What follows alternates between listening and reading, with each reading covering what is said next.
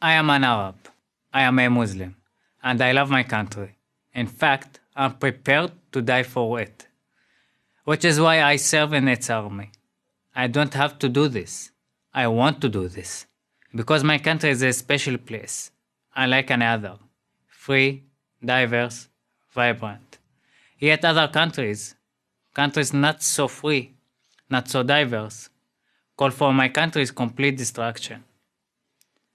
The moment my country lets its guard down, it will be destroyed. My country is Israel. I grew up and still live in a small village named after my family's Bedouin Arab tribe. Our roots in this land run deep. In 1948, when Arab armies invaded the new state of Israel, my family thought of leaving our village. Some of them did. But when the Jewish leaders heard that, they implored us to remain. This is our country. For both Arabs and Jews, they said, stay and we will work together to build it. My family stayed, my parents were born here, made their lives here, started their own family here in Israel. In 2002, I was a teenager. It was a violent time.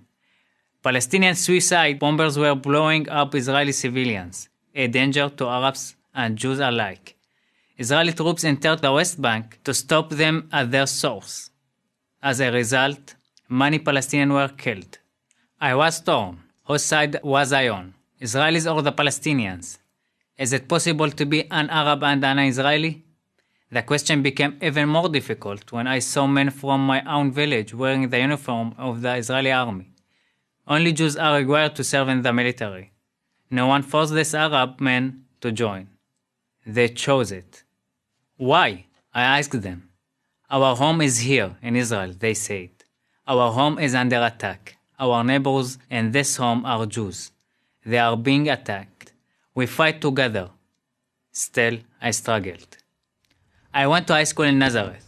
There, unlike the village where I grew up, most of the Arab students identified as Palestinian even though they are citizens of Israel.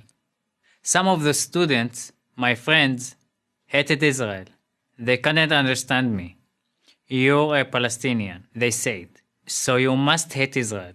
When I said that I didn't, that we had far more freedom and opportunity than Arabs anywhere in the Middle East, they called me a traitor. After high school, I went to study electrical engineering at Knion, a leading Israeli university. During my first semester, heavy rocket fire from Gaza forced Israel to launch a counterattack. Not long after the war began, I witnessed a group of Arab Israeli students expressing their solidarity with Hamas, the Palestinian terror organization that controls Gaza and is committed to Israelis' violent destruction.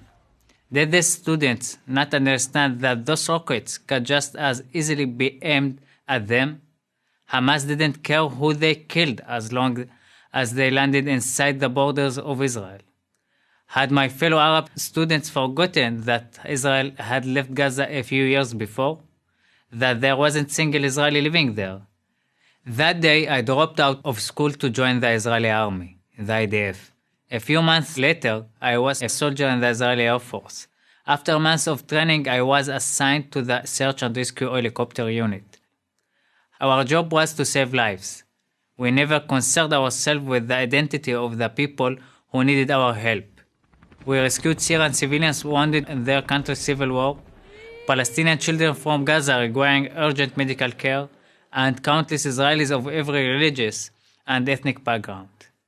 A life, whether it is Muslim or Jewish, Palestinian or Israeli, is a life. On a base of 6,000 soldiers, I was the only Bedouin. But it didn't matter. The only thing that mattered was keeping Israel, our home, safe. We came from all parts of the country and from many parts of the world. We were every shade of skin color. Our shared goal created a deep bond. Today, I am a student at Haifa University. Half of the students are Arab. More than once, I have seen the Palestinian flag being waved at rally or protest on campus. In Israel, you can do this because whether you are a Jew or an Arab, you are free. What more do you need to know? I am Muhammad Kabiya for Bragg University.